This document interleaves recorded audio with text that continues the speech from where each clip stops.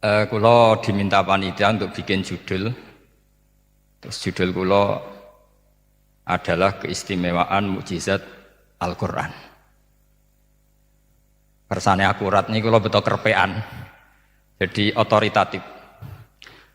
Karena kalau dalam pendapat ulama, kalau seorang mubalek atau seorang ulama atau siapa saja kok ngomong tanpa teks itu dia tersangka sebagai musyarrek. Musyarrek itu menandingi syariatnya Rasulullah SAW. Dengan pikiran-pikirannya, dengan jargon-jargonnya. Jadi itu masalah besar kalau dalam tradisi ulama, karena pikirannya tidak musalsal, tidak ada silsilahnya ila Rasulillah SAW. Makanya saya meskipun banyak orang percaya ngaji di mana-mana itu bawa kitab. Satu ya tadi niat ngerpek tadi supaya saya dulu masih ingat zaman di sarang itu kalau tes itu banyak yang bawa kitab. Ketika ditanya, ini namanya ngerpek? Enggak Pak, mutolaah itu tanpa batas. Jadi mutolaah itu kapan saja. Yang agak kriminal itu kasus ujian nasional. Itu ada seorang guru SD. Ini kisah nyata, ingin membocorkan ujian apa? Nasional. Itu kan jelas kriminal itu. Si guru SD tadi berdalih gini, wong ujiannya mungkar nakir saja dibocorkan, apalagi ini ujian negara. Karena semua kiai itu kan mengajari kita marrobuka waman nabi, itu kan mengecewakan mungkar nakir, artinya kan membocorkan ujian. Singkat cerita kiai tadi itu, guru tadi, kalau nggak percaya tanya Gus Bah. Akhirnya rombongan guru SD tanya ke saya, apa betul Gus ujian boleh dibocorkan? Analoginya kiai-kiai bocorkan ujiannya siapa? Mungkar nakir. Karena saya ya NKRI harga mati, saya bilang tertawa-tawa. Kalau saya jawab gak kriminal dimarahin polisi. Kalau saya jawab kriminal, analoginya dengan mungkar nakir memang yang membocorkan itu apa? Nggak usah diteruskan, kalau saya bilang boleh nanti jadi kriminal. Dan agama ini adalah analogi itu kias. Sehingga saya di sini insya Allah serius sekali membawa makalah mukjizatnya Quran. Kenapa demikian? Memang saya merasakan dan semua yang hadir di sini pasti merasakan bahwa mukjizatnya Quran itu luar biasa. Sehingga kita satu-satunya umat yang enggak ditunggui Rasul, tapi kualitas iman kita insya Allah menyamai periode-periode sahabatnya Rasulullah SAW. Tapi syaratnya tadi ya, dengan pikiran yang sama, dengan teks yang sama, dengan rasa yang sama, dengan kejiwaan yang sama. Caranya gimana supaya sama? Kita harus terus membaca teks. Teks itu mengingatkan kita. Misalnya begini, yang dikatakan mukjizat itu kan sesuatu dahsyat yang dalam nalar manusia itu nggak mungkin terjadi. Misalnya ontanya Nabi Soleh keluar dari batu besar, itu kan satu peristiwa yang akal manusia tidak sampai. Begitu juga tongkatnya Nabi Musa membelah Laut Merah, yang akal manusia itu tidak sampai. Tapi pikiran itu menurut mazhab kita yang waras ini, saya ulang lagi, kita yang waras itu pikiran kriminal, itu salah. Saya ulang lagi ya, kita semua kan umatnya Rasulullah SAW. Semoga benar-benar umatnya Nabi, bukan Islam yang kumat. Karena orang Islam itu pilihannya hanya dua, kalau nggak bersatu umat Islam ya Islam yang kumat. Kumat itu agak gitu, namanya kumat dalam bahasa Jawa. Begini, saya ulang lagi ya. Yang dikatakan mukjizat itu amrun khariqun lil adat, sesuatu yang luar biasa. Kemudian dalam tanda kutip yang manusia itu tidak mampu, sehingga itu dikatakan mukjizat. Seperti tongkatnya Nabi Musa dan ontanya Nabi Nuh yang keluar dari batu besar. Kalau kalian ingin jadi wali, pikiran seperti itu udah akan jadi wali. Gagal itu di KPU, gagal. Jadi nggak usah sampai MK, di KPU sudah gagal. Kenapa demikian? Pertanyaannya begini, memangnya sesuatu yang wajar kita lihat keseharian itu dalam kemampuan manusia? Saya ulang lagi, memangnya sesuatu yang biasa saja, yang normal saja itu dalam kemampuan manusia? Enggak juga kan? Manusia bisa enggak bikin unta? Yang wajar saja, yang lewat indukan, bisa enggak? Enggak kan? Manusia bisa bikin laut enggak? Enggak kan? Jadi kalau mukjizat itu dengan definisi sesuatu yang manusia tidak mampu, memangnya keseharian alam ini manusia mampu? Tidak juga kan? Nah, karena agama Islam dengan logika itu, Rasulullah SAW menolak mukjizat yang seperti itu. Ya, menolak mukjizat yang seperti itu.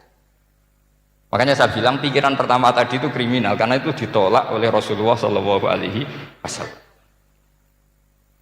Karena ya itu tadi, kalau itu dituruti, lama-lama kita tidak tahu kedahsyatan ciptaan Allah keseharian. Makanya ketika Rasulullah diminta laula utiya mislama utiya Musa, ya Muhammad itu punya mukjizat kayak tongkat Nabi Musa. Kasolihi Nuh, kasolihi Soleh, apa karena koti apa? Soleh, sebagaimana untanya Nabi Soleh. Apa jawabnya Allah? Wa ma min dabatin fil ardi wala ta'iri yatiru bi janahihi illa umamun amsalu. Sebagian dijawab inna fi khalqis samawati wal ardi wa ikhtilafil laili wan nahar sampai saat terusnya wa tasrifir riyah saat terusnya la ayatil liqaumi yaqilun. Karena logika yang terbangun begini. Dan ini saya ulang lagi, ini syarat utama jadi wali. Ini masih satu poin. Nanti ACC-nya nunggu ketua-ketuanya. Tapi kamu jangan bayangkan wali itu kayak Sunan Kudus tunda. Jadi kalau kamu jadi wali itu maknanya kullu mukminin waliyullah itu diikhyakan banyak. Setiap mukmin itu walinya Allah. Tapi maknanya gini, waliyullahi wong sing bisa akeni Allah itu. Jadi enggak usah dimaknani kekasih Allah. Ya.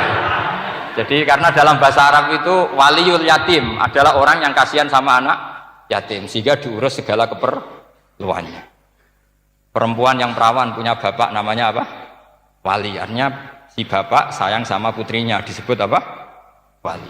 Jadi nanti kalau kamu jadi wali dengan makna yang tadi kullu mukminin waliyullah. Setiap mukmin adalah orang yang dikasihani Allah. Dan insya Allah semua kita masuk, paham ya? Ya, enggak wali songo itu baru maknanya waliyullah sing disayang Allah. Kayaknya kita belum daftar yang ke situ nanti itu. Ada urutannya. Saya ulang lagi ya.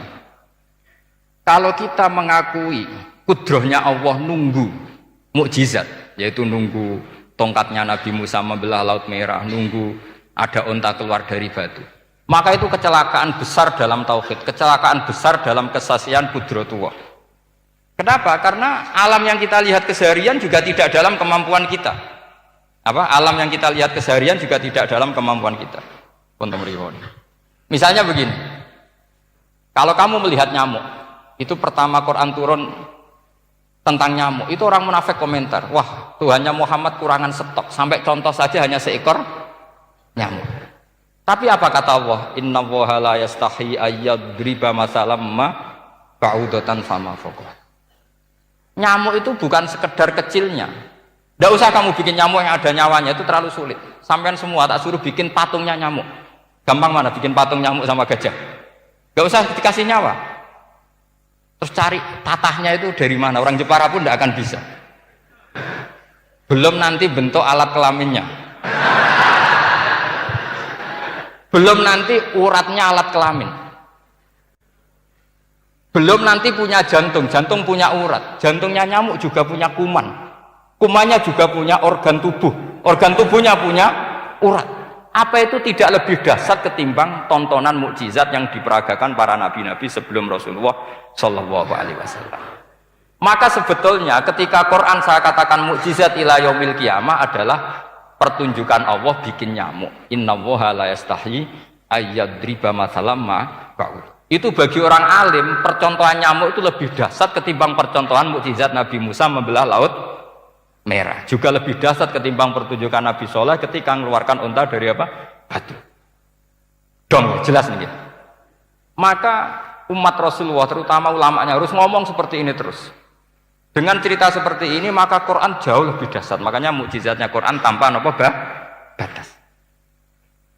Jelas ya. Makanya kita harus bertobat secara masif, mengatakan kedahsyatan adalah nunggu sesuatu yang khariqun lil ada, bahwa yang kita lihat keseharian adalah semua di luar kemampuan kita. Lah kita ini kan keliru, itu tadi, wah onta keluar dari apa? Batu. Laut Merah terbelah, ini dahsyat, manusia tidak akan mampu. Memangnya manusia pernah mampu bikin laut? Memangnya manusia pernah mampu bikin nyamuk? Memangnya manusia pernah mampu bikin telur ayam? Karena keseharian seakan-akan ini tidak ayatnya Allah Ta'ala. Itu kebodohan. Makanya tidak mungkin jadi wali. Yang jenis seperti ini ya gak jadi wali. Sama tenang saja, nanti saya paling nggak sampai 1 jam karena saya tidak biasa ngaji umum. Saya mau itu karena hormati bapak saya, karena buyut saya itu orang Damaran, namanya Mbah Hafsah. Hafsah binti Maksum bin Soleh bin Asnawi Sepuh. Jadi saya ini ya turunan asli orang Kudus. Jadi saya datang tidak dalam rangka hormat jenengan, hormat bapak saya sendiri sebetulnya. Jadi jenengan tidak punya hak adami sama saya, karena saya datang tuh hormat bapak saya. Tapi saya ingin melatih iman yang benar. Saya ulang lagi, saya ingin melatih iman yang benar karena ini penting. Sehingga Allah cara menjelaskan iman itu aja inna fi khalqis samawati wal ardi. Kamu lihat saja langit dan bumi. Seterusnya sampai waqtilafil laili wan nahar sampai wal fulkil lati tajri fil bahri terus sampai wa tasrifir riyah. Ini semua tontonan yang kita lihat semuanya di luar kemampuan kita. Itu tadi contoh paling gampang nyamuk. Kayak apa? Apapun profesornya seseorang, apa bisa bikin nyamuk? Tidak usah yang bernyawa, patungnya saja. Coba nyamuk itu punya organ tubuh enggak? Punya. Organnya ada kumannya enggak? Ada. Alat kelaminnya ada bolongannya enggak kira-kira? Ada. Kayak apa sulitnya? Jadi andaikan saya ke umatnya Nabi Musa terus bengkei lah sama Nabi Musa. Ini gue, Nabi Musa keren, punya tongkat. Saya akan bilang Rasulullah lebih keren karena punya Quran. Nah di sini makna kenapa mukjizatnya Quran dikatakan afdolul mukjizat. Mukjizat paling keren, paling hebat. Karena menjadikan manusia punya nalar yang lebih objektif. Artinya lebih objektif, kenapa kita hanya kagum dengan sesuatu yang dahsyat? Dengan alasan kita tidak mampu. Memangnya dengan hal-hal yang keseharian kita mampu? Tidak juga kan? Jelas ya? Mohon bener nih ya? Mohon bener gimana ini? Mohon gini malam selai didandani bareng-bareng. Mohon bener ya? Sehingga iman di era Rasulullah SAW itu gak lagi butuh sesuatu yang khariqun lil. Kedua pertimbangannya Rasulullah Muhammad SAW, mukjizat yang khariqun lil adat itu resikonya lebih tinggi untuk tidak abadi. Nanti saya bacakan takbirnya. Misalnya tongkatnya Nabi Musa itu hanya disaksikan oleh orang yang di era itu pun yang kebetulan menyaksikan. Saya ulang lagi ya, resiko mukjizat mahsusah istilahnya, mukjizat yang bisa dilihat dengan indera, itu resikonya hanya dilihat orang yang di saat itu menyaksikan. Gimana? Oh, ini prosedur. Pak gaul nih. Nggih peci, mboten. Terus gimana? Oke. Saya teruskan lagi ya. Niki mau normal nih. Mboten kebanteran nih. Mboten kebanteran nih. Saya ulang lagi ya. Jadi yang dikatakan mukjizat itu seringnya kan dikasih definisi satu pertunjukan yang di luar kemampuan manusia. Sehingga tongkat Nabi Musa membelat laut merah disebut apa? Mukjizat. Ontanya Nabi Soleh keluar dari batu disebut apa? Terus lucunya disebut alasannya karena manusia tidak mampu. Memangnya manusia mampu bikin onta normal yang lewat indukan? Mampu enggak? Enggak. Artinya umatnya Rasulullah lebih sering melihat kekuatan Allah Subhanahu wa ta'ala kulla waqtin wa khinin, setiap saat, karena cara berpikir sudah dibenahi Al-Qur'anul Karim. Paham ya? Maka untuk jadi wali umatnya Nabi itu lebih mungkin karena melihat kedahsyatan Allah setiap saat. Tidak usah nunggu sesuatu yang super kayak apa? Kan filakil bahri, sebagaimana laut terbelah oleh tongkatnya Nabi siapa? Musa. Terus ketiga, kalau logika mukjizat gini itu terus menerus seperti yang dialami Nabi Musa, resikonya adalah umat selalu menuntut hal yang aneh-aneh dan melupakan hal yang pokok. Itu lebih bahaya lagi. Misalnya begini contoh gampang. Kita ini hidup di bumi setelah sampean belajar ilmu falak atau astronomi atau belajar geologi. Planet yang sebesar ini apa? Semuanya itu sudah maha dahsyat. Gara-gara kita berpikir butuh kejadian yang aneh, ya gara-gara ingin kejadian yang aneh, mungkin lama-lama Anda ingin cari model hewan yang kepalanya itu di pantat, baru percaya kudrahnya Allah. Lama-lama kamu jadi dukun, seneng ular yang berkepala manusia itu baru dasar. Nanti menjadi klinik. Makanya kritiknya ulama, mukjizat itu tidak perlu dituruti. Karena kalau dituruti itu bahaya bagi kelangsungan kenormalan kita. Makanya kata Abdul Hamid Khan, termasuk kitab yang saya kagumi, kata beliau begini, yang menjadikan orang kafir adalah dia nganggep kudrohnya Allah Ta'ala itu bergantung sesuatu yang dasar. Dia nggak sadar bahwa keseharian dalam hidupnya semuanya pertunjukan kudrohnya Allah Subhanahu wa Ta'ala. Kayak tadi, saya contohkan nyamuk tadi. Inna woha la yastahi ayyadriba masalam ma. Terus terusannya ba'udotan fama foko. Kayak apa susahnya bikin nyamuk? Sudah kecil, punya alat kelamin, punya organ, punya urat, lalu dalam tubuhnya juga ada kuman, kumannya juga berorgan. Kebayang nggak Anda bikin seperti itu? Enggak. Dasar mana dengan tongkatnya Nabi Musa? Sama-sama berstatus kita tidak mampu sama sekali. Dasar mana? Sama kan? Nah, itu yang diinginkan Rasulullah Shallallahu Alaihi Wasallam, dan Al-Quran menggiring kita cara berpikir begitu terus. Sehingga Quran cukup menghentikan wa ma min dabbatin fil ardi wala ta'iri yatiru bi janahaihi illa umamun amsalukum. Sebetulnya burung yang setiap hari terbang, yang setiap hari lewat Anda, itu semuanya bukti kekuasaan Allah Subhanahu wa Ta'ala. Tidak usah nunggu kejadian-kejadian super dahsyat. Terus keempat, korbannya para kiai, termasuk saya. Jadi nanti kalau saya tidak bisa haji terbang, wah tidak kiai, tidak bisa terbang. Tidak bisa kayak Harry and Potter misalnya gitu, tidak bisa kayak Harry. Jadi nanti kiai juga dituntut gitu, bisa terbang kayak Aladin. Jadi nanti repot. Semua kebenaran agama bergantung pimpinannya ini punya kedasatan-kedasatan itu. Akhirnya celakanya apa? Ada orang yang pura-pura dasar tapi penipu, kayak kasusnya Dimas Kanjeng. Oh nggih. Mboten apa-apa, sing penting ini lancar mon. Nggih nggih.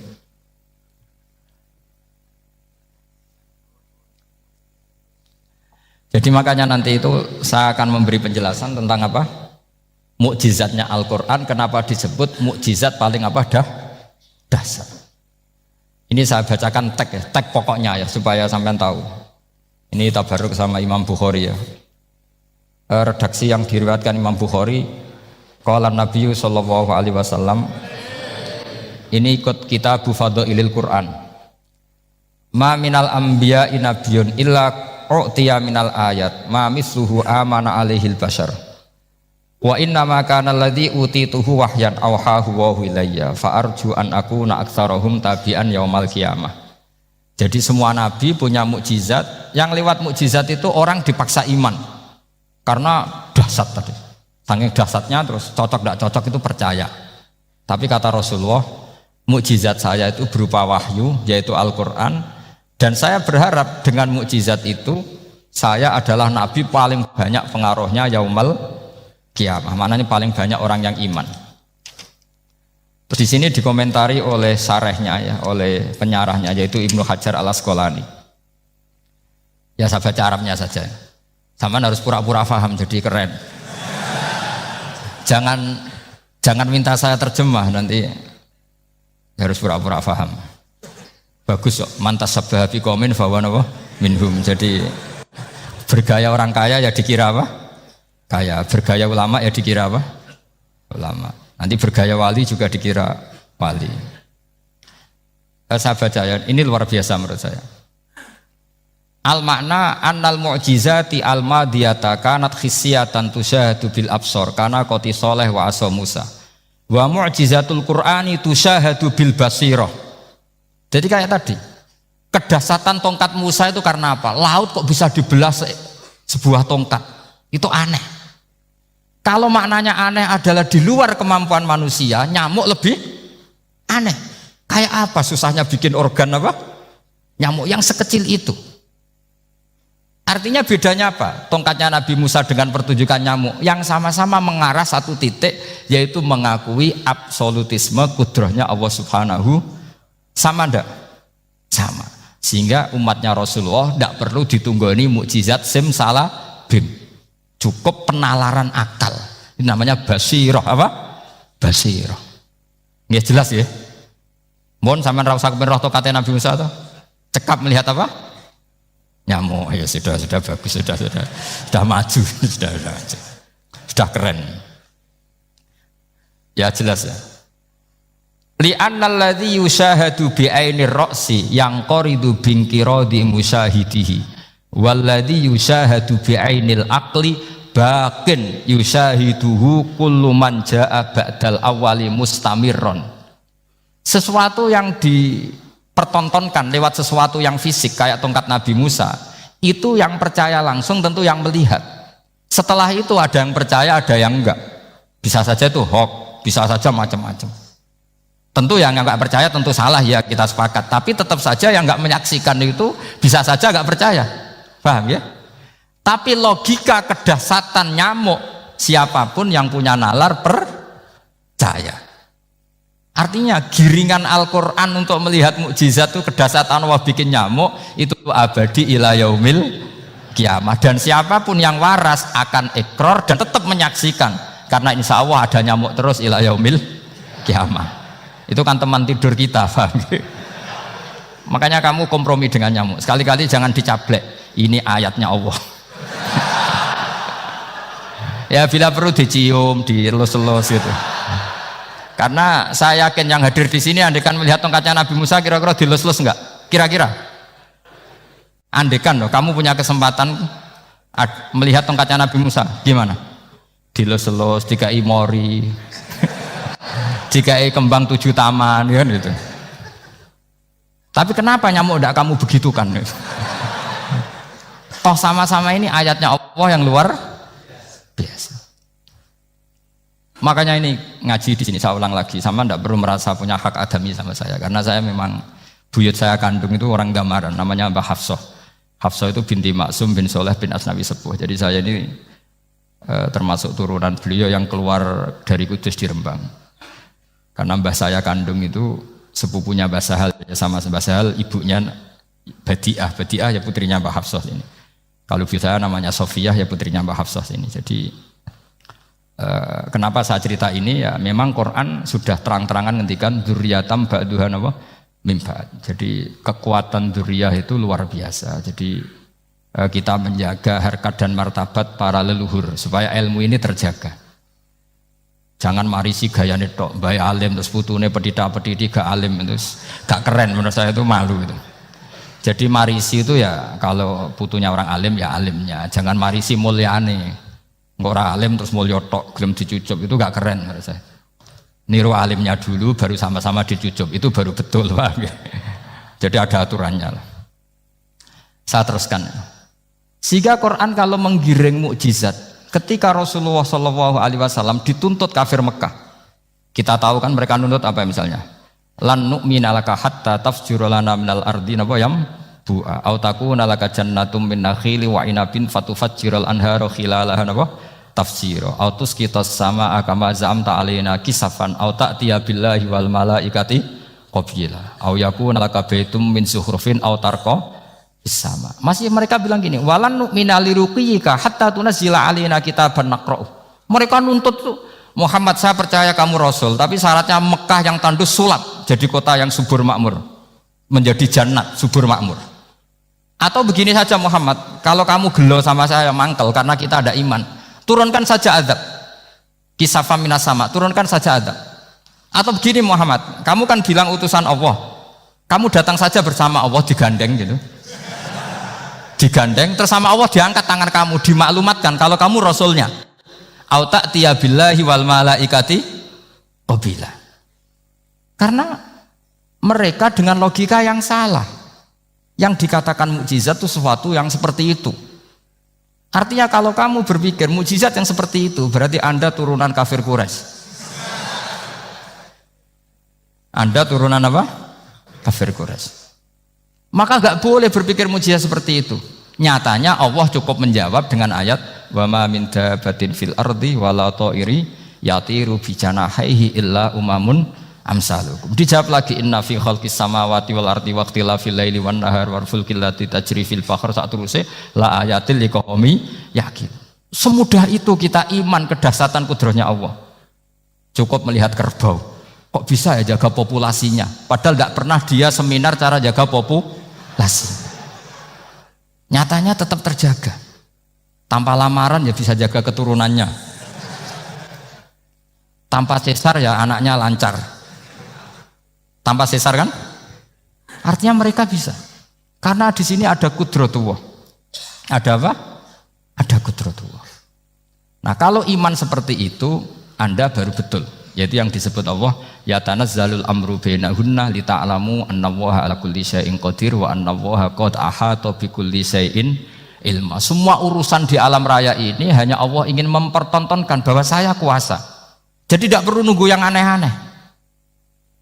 Sehingga andaikan saya ketemu Nabi Musa dan ketemu Rasulullah Muhammad SAW, pasti saya milih Nabi Muhammad sebagai ketua.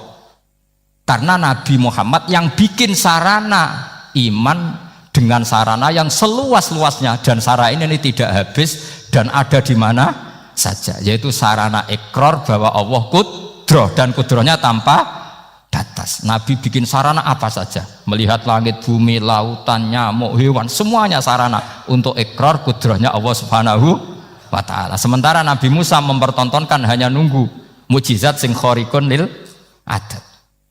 Paham ya? Makanya wajar kalau Nabi bergelar Afdolul Ambiya Sayyidul Awalin wal Akhirin. Karena memang lebih efektif cara menggiring supaya orang iman. Sekarang sudah tahu kenapa Nabi jadi Sayyidul Awalin wal Akhirin? Sudah. Mungkin kemarin-kemarin tahu tapi gak tahu logikanya. Pokok iman. Selewat ke musola ngaji iman. Itu iman yang kurang betul itu. Karena tanpa nadzur. Itu namanya taklid yang statusnya mukhtalaf alaih, masih disidangkan di MK, paham ya? Iman. Jadi iman taklid itu iman yang masih disidangkan oleh para ulama.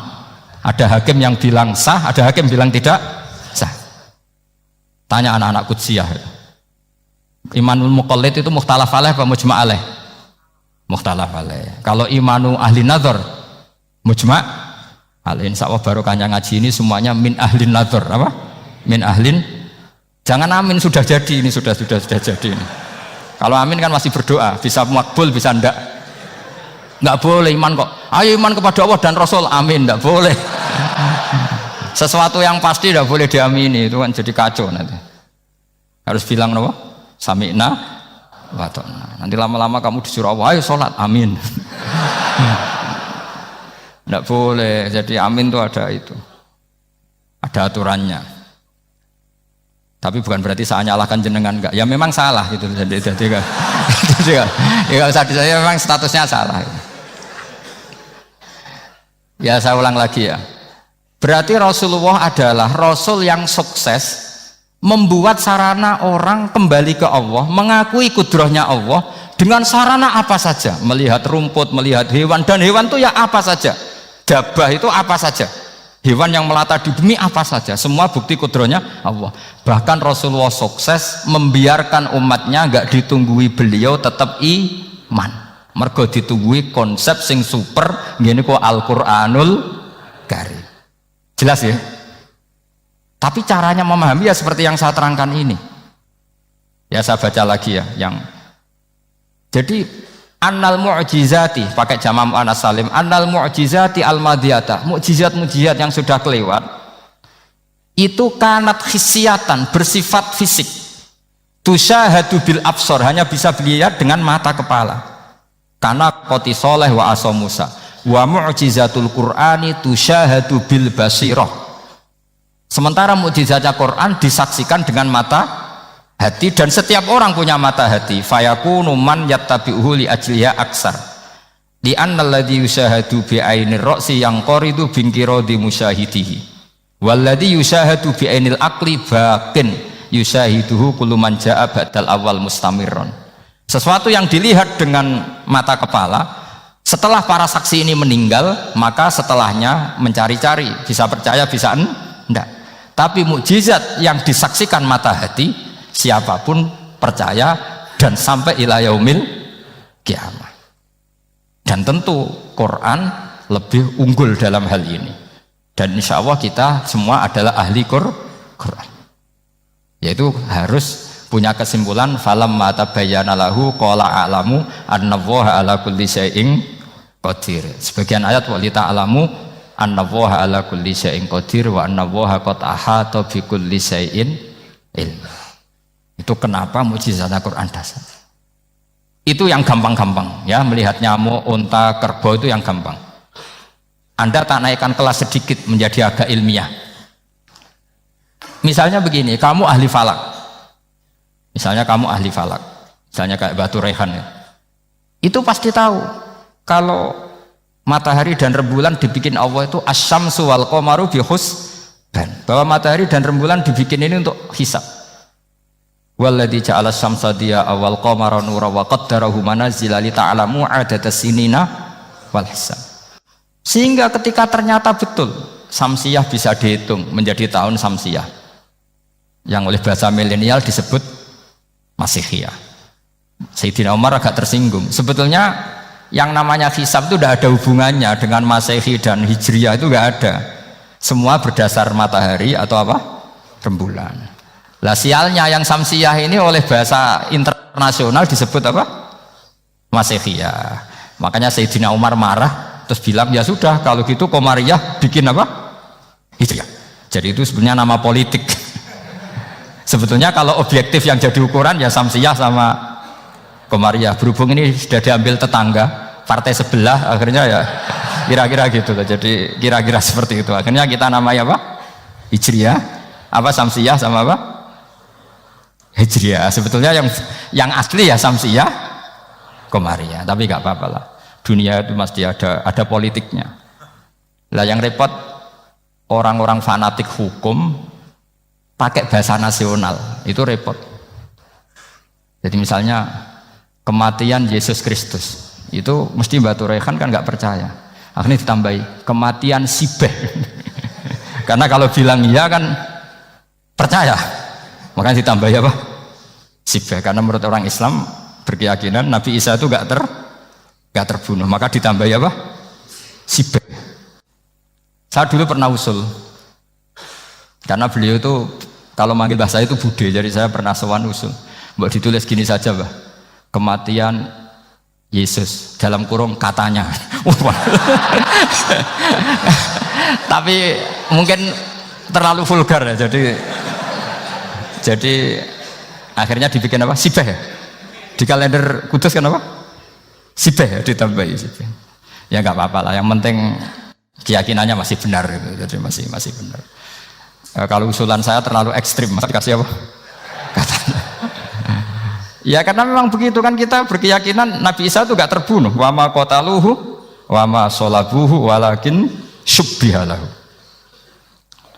Jadi ini saya teruskan, ini paling masih seperempat jam ini. Kalau kelamaan sampai dolim itu ganggu kiai lama-lama gitu. Saya tadi sudah bilang sama panitia, orang Indonesia itu gak sopan. Kalau suka kiai itu didatangkan, itu agak masalah sebetulnya. Dalam etika itu masalah. Kalau seneng kiai ya sowan ngaji, jangan sowan di dalam, itu ganggu ya, sowan ngaji saja. Dulu Imam Malik itu anaknya raja itu, Imam Malik itu seangkatan dengan Harun Ar-Rasyid. Makanya jangan berharap kalau saya gampang diundang. Bukan karena saya sombong, memang etikanya seperti itu. Jadi Imam Malik diminta datang ke istana untuk ngajar anak-anaknya Harun apa? Ar-Rasyid. Masyhur Imam Malik tersinggung terus kata bilang, al ilmu yu'ta la ya'ti. Ilmu itu disowani bukan sowan. Akhirnya Harun Ar-Rasyid minta anak-anaknya datang ngaji ke Imam Malik. Itu anak presiden. Imam Malik berani, al ilmu yu'ta la ya'ti. Tapi kalian beruntung karena saya hormat sama mbah-mbah saya yang di sini. Wong makom buyut saya itu ya berarti apa ya? Selatannya makamnya saya Ja'far Shadiq itu di situ kan ada makamnya Mbah Soleh, Mbah Maksum, itu mbah-mbah saya. Nah, makanya dulu saya ngaji di sini lama di Damaran itu. Maksudnya lama itu ya mungkin setahun.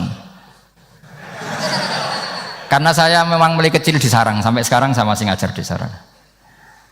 Tapi dulu cukup ya, karena saya kesini sudah hafal Quran, jadi hanya setor setiap hari satu juz, jadi cepat lah. Saya tidak punya masalah ingatan, alhamdulillah, jadi cepat hafal.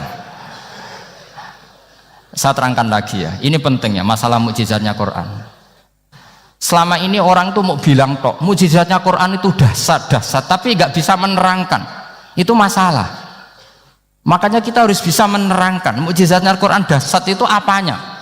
Yaitu tadi, tongkatnya Nabi Musa hanya disaksikan oleh orang yang di era itu. Toh tujuannya mukjizat adalah diakui kemudian orang menjadi iman. Lalu Rasulullah SAW beliau sudah intaqala ila rafiqil a'la. Tapi konsepnya Quran menjadikan orang yang nggak ditunggui beliau tetap iman ila yaumil kiamah. Itu yang maksud fa'arju an akuna aktsarahum tabi'an yaumal kiamah. Mukjizat saya itu cukup Quran kata Nabi, dan dengan mukjizat itu orang akan iman ila yaumil kiamah. Caranya seperti ini.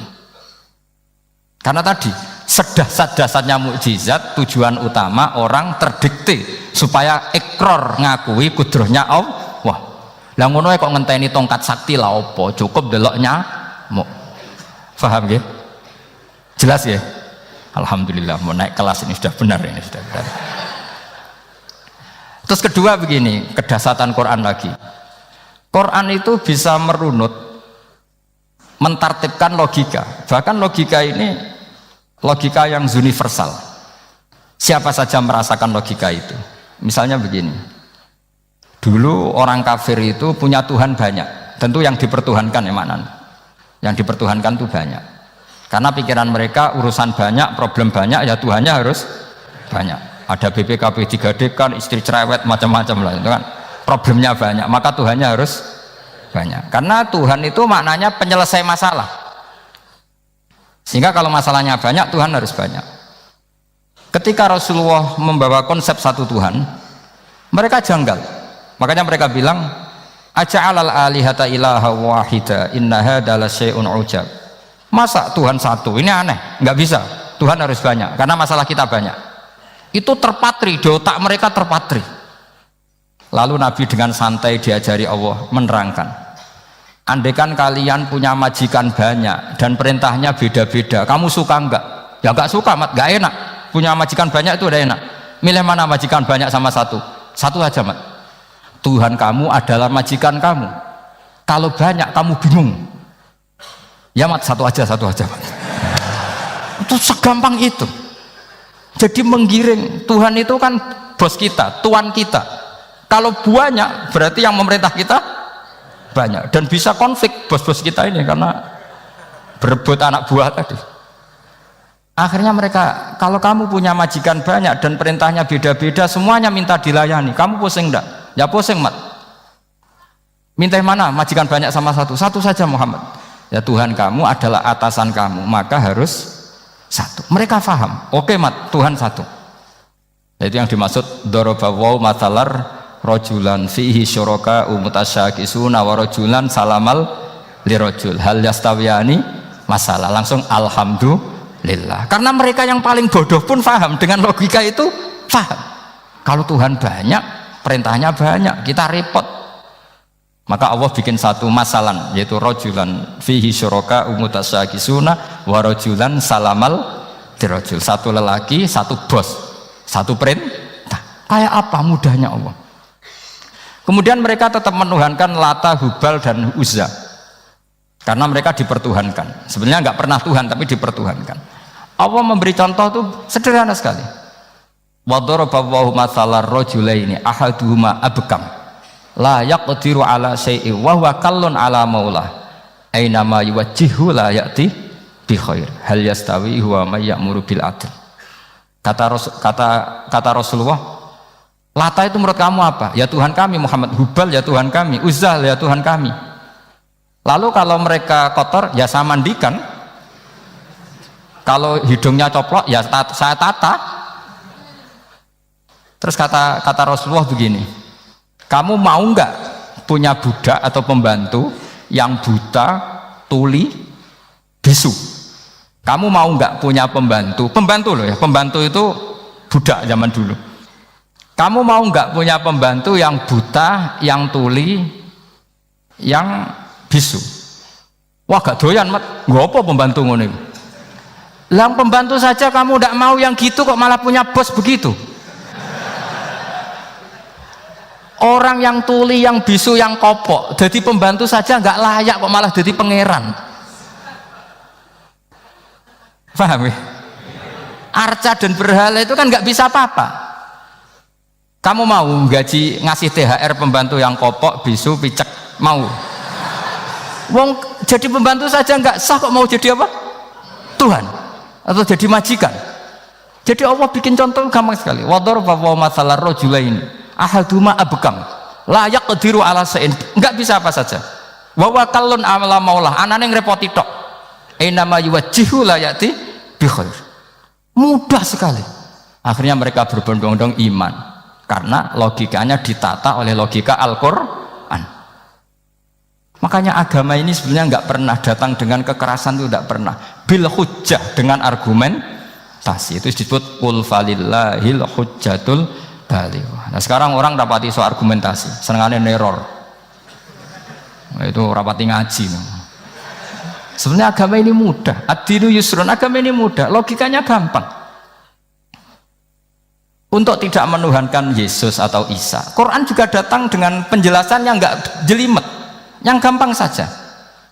Kata Allah, mal masihu ibnu maryam illa rasul qad khalas min qablihir rusul wa ummuhu siddiqah kana yakulanit.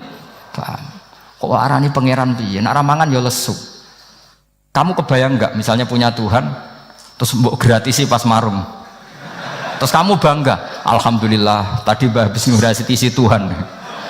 Tadi kelihatannya kelaparan, tak gratisi, senangnya bukan main. Kamu mau punya Tuhan yang seperti itu? Mau? Nggak mau kan? Allah menjelaskan karena yakulanit kuduyan sego, artinya nak orang mangan yo lemes. Pas kamu minta ternyata Tuhannya baru lemes. Jadi Quran itu tidak sinis gak, tapi menggiring logika bahwa ini tidak mungkin Tuhan. Wong kana yakulanit gampang kan? Itu gampang. Gampang sekali, logika Quran itu gampang sekali. Dan masalahnya kita sekarang tidak mengkaji Quran yang sisi ini. Ya termasuk kritik kita ya, tapi ya sudahlah, ini dunia ya macam-macam. Ono sing ngaramno lomba, ono sing mendukung lomba, macam-macam. Saya tidak dalam posisi mendukung dan menolak. Saya 0-0, jadi tidak ke kanan tidak ke kiri dalam konteks tadi. Karena ya sudahlah, itu sudah takdir, semuanya takdir. Ada yang setuju ke lomba, ada yang mengharamkan apa? Lomba. Tapi sebetulnya kalau kita berpikir Quran diturunkan ya untuk yang saya terangkan ini, menjaga logika agama al-hujjah al-balighah ila yaumil kiamah. Karena kita tidak perlu tongkat lagi Nabi Musa, nggak perlu ontanya Nabi Soleh. Cukup dikawal aturan-aturan iman yang cukup mudah dan kita temukan di mana saja ayat-ayat itu. Yaitu wa ma min dabatin fil ardi wala ta'iri yatiru bi janahihi illa umamun amsalukum atau inna fi khalqis samawati wal ardi dan seterusnya. Nah, cara berpikir gimana Gus? Gampang tadi. Kalau tongkat Nabi Musa membelah laut adalah hal yang kita tidak mampu. Memangnya kita mampu bikin langit bumi? Tidak mampu kan? Berarti ini sudah cukup menjadi ayat kekuasaannya Allah. Jelas kan? Maka mukjizat Quran ini mengawal umatnya Rasulullah SAW ila yaumil kiamat dengan logika seperti itu. Saya ulang lagi, dengan logika seperti itu. Maka ulama nggak boleh berhenti seperti saya ngomong terus seperti ini. Makanya ketika Allah lam yakunil ladzina kafaru min ahlil kitabi wal musyrikina munfakkina hatta ta'tiyahumul bayyinah. Bayyinah itu apa? Rasulun minallah yatslu suhufam mutahhar. Orang kafir semuanya kata Allah, baik berkategori kafir musyrik maupun kafir ahli kitab, itu tidak akan tercerabut dari akar kesalahan mereka, dari cara berpikir mereka, hatta ta'tiyahumul bayyinah, sehingga datang satu kejelasan yang jelas welo-welo. Itu apa? Rasulun minallah yatslu suhufam mutahhar, yaitu rasulnya Allah yang membaca sahifah-sahifah suci, maknanya Al-Qur'an. Untuk menafikan ketuhanan berhala, ketuhanan Yesus, kita cukup dengan konsep Quran. Kayak tadi kana yakulanit, termasuk untuk menafikan Tuhan balita, paham ya? Tuhan apa? Fir'aun. Ini contoh terakhir. Sampai siap-siap saja selesai. Karena saya memang mau selesai ini, bukan guyon, memang mau selesai. Karena menurut saya mukjizatnya Quran itu jelas. Jadi diterangkan seperempat jam ya jelas, 10 menit ya jelas. Kalau kamu butuh lama, berarti kamu menyaksikan kejelasan Al-Quran. Dan itu kriminal besar itu. Kalau nggak boleh dibahasakan murtad besar ya kriminal apa besar. Nggak guyon, betul itu. Saya tadi mau nyontohkan apa tadi? Tuhan balita ya. Fir'aun itu berdebat sama Nabi Musa. Singkat debat begini. Kalau nggak salah di J19, kalau nggak salah di surat Syu'ara. Dicari sendirilah. Pertama ditanya gini, Musa kamu kesini ada apa? Ya bawa konsep Tuhan. Yang jelas itu tidak kamu ya. Lalu Tuhan kamu siapa? Rabbus samawati wal ardi, yang menuhani langit dan bumi. Si Fir'aun masih berkelit. Begini, soal yang di bumi, saya jalan-jalan kemana-mana, setahu saya yang jadi Tuhan saya. Ma'alim tulakum min ilahin apa? Ghairi, di mana-mana yang dituhankan saya. Soal kemungkinan di langit begini, tunggu saya. Terus di Haman dipanggil, ya Haman ibnili sorhal ali abluhul asbab as-samawati fa'attali'a ila ilahi Musa. Haman, bikinkan saya piramida yang tinggi. Saya mau lihat Tuhannya Musa, apa betul ada? Padahal andikan terjadi piramida kan Tuhan pun nggak bisa dilihat. Wong sampean yang wali saja tidak bisa melihat. Wali tadi yang sing disakeni Allah tadi itu aja nggak bisa melihat. Apalagi Fir'aun. Akhirnya Nabi Musa sadar bahwa logika itu tidak masuk ke Fir'aun, nggak masuk. Padahal ada pengawalnya banyak. Dan karena semua Nabi Fatona itu ibarat mobil ganti gigi, ganti argumentasi. Gini saja, yang menuhani leluhur kamu, mbah-mbah kamu, itu sontak kaget Fir'aun. Pengawalnya kaget. Oh iya, kalau Fir'aun ini Tuhan, mbah-mbahnya tanpa Tuhan. Kan Tuhannya datang terlambat. Berarti mbah-mbahnya dulu itu tanpa Tuhan, karena ini ada Tuhan balita tadi itu. Akhirnya hampir separuh, mungkin hampir semua pengawalnya Fir'aun itu iman semua. Meskipun yaktumu imanahu, ini yang diceritakan Quran, wa qala rajulun mu'minun min ali fir'auna yaktumu iman. Karena runtuh semua logika Fir'aun sebagai Tuhan itu runtuh. Hanya dengan logika kalau kamu Tuhan, lalu mbah kamu Tuhannya siapa? Fir'aun mangkel. Wah bahaya logika Musa, tangkap Musa, udah gak debat lagi. Kayak apa mudahnya logika Quran untuk menafikan ketidaktuhanan Fir'aun. Yaitu mengatakan Rabbukum wa Rabbu abaikumul awwalin. Karena dikatakan Tuhan langit, Fir'aun masih berkelit. Nanti dulu saya mau bikin piramida, mau saya lihat ada enggak Tuhan kamu. Nabi Musa langsung ganti gigi, yang nuhani mbah-mbah kamu. Orang kan harus pikir, ini kalau Tuhan betul, lalu orang-orang dulu Tuhannya siapa? Kan Tuhannya datang terlambat. Nah itu lagi-lagi, dan kita baca Quran itu ila yaumil kiamah. Makanya tidak ada umatnya Rasulullah SAW kemudian imannya itu ada syak, nggak ada sama sekali. Karena dzalikal kitabu la raiba fihi mir rabbil alam. Ya, mohon cekap ya. Mpun gampang nih. Masalah sama kalau masalah. Jadi karena kebenaran Quran itu adhar wa adhar, sangat jelas. Sehingga nggak perlu butuh orasinya saya. Sebenarnya nggak perlu. Saya yakin, sampean sebelum saya terangkan ya sudah iman, sudah betul. Ini kan akal-akalan saja saya dimanfaatkan. Karena ya menurut saya itu ya sudah adharu min samsi dhahira kalau dalam bahasa Arab. Kebenaran sejati itu lebih jelas ketimbang matahari di siang hari, karena ya tadi logika. Ya saya tambah satu contoh lagi, semoga ini selesai betul. Kemudian Quran misalnya gini, sampai tak bedai, kamu bisa melihat itu karena apa? Ini misalnya apa? Kertas yang saya bawa ini kan kuning, kamu bisa melihat itu karena apa? Mata kan? Nah itu masalah. Karena melihat kamu dengan mata, sekali ini tak tutupi, kamu tidak tahu.